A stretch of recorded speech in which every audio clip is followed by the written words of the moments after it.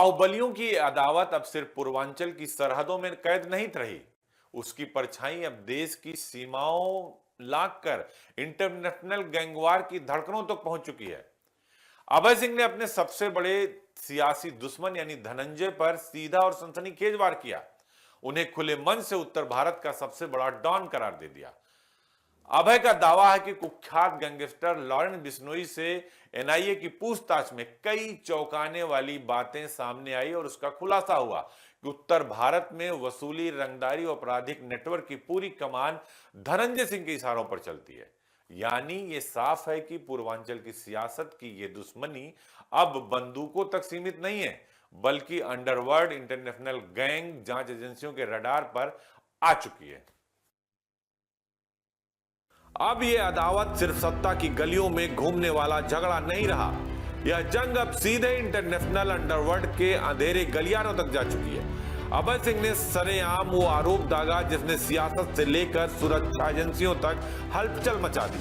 धनंजय सिंह को उन्होंने बिना किसी लाग लपेट के उत्तर भारत का सबसे बड़ा डॉन बता दिया और उनका नाम सीधे लॉरेंस बिश्नोई गैंग से जोड़ दिया। अभय सिंह का दावा है कि एनआईए की पूछताछ में लॉरेंस बिश्नोई ने खुद ये सनसनीखेज बात कबूली है कि उत्तर भारत में वसूली, रंगदारी और डर का पूरा साम्राज्य बाहुबली धनंजय सिंह के इशारे पर खड़ा है। और वो ईगो का क्लैश जो है वो छात्र जीवन की छोटी छोटी लड़ाइयाँ जो हैं वो माफियागिरी में बदल गई। धनंजय सिंह हो गए, ये हो गए, ये सब फिर माफिया के रूप में इनके ऊपर वो आने लगे। फिर एक मतलब दो गुटों के बीच का जो संघर्ष था वो एक लड़ाई होने लगी।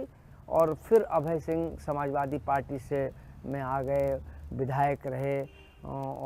लेकिन अभय सिंह ने कभी अपहरण या इस ढंग की जो घटनाएं होती हैं जो जिन्हें कि माफिया कहते हैं, ये दबंग तो कह लें, लेकिन ये माफिया इनके लिए क्या नाम, अभय सिंह के लिए माफिया शब्द का, चूँकि अब वो उसमें आ गए और उसके बाद फिर कुछ हत्याएं भी हुई, तो लेकिन वो हत्याएं रैंसम को लेके नहीं हुई, अपहरण को लेके नहीं हुई, पैसा वसूली को लेके नहीं हुई, वो अपने वर्चस्व को कायम करने के लिए ईगो को लेके हुई।